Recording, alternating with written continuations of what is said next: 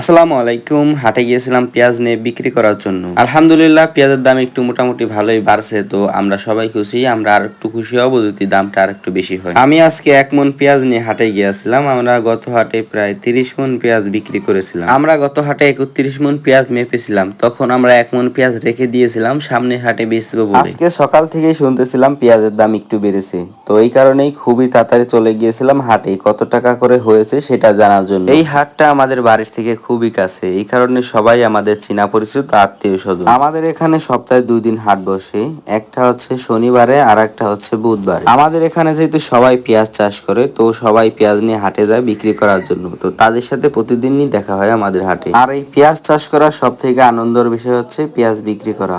এখন যেহেতু পেঁয়াজের দাম একটু কম আছে, পেঁয়াজের দাম যখন একটু বাড়বে তখন আমাদের এই আনন্দটা কয়েক গুণ বেড়ে যাবে। তো আমার পেঁয়াজ বিক্রি করে ফেলেছি আমি 950 টাকা করে।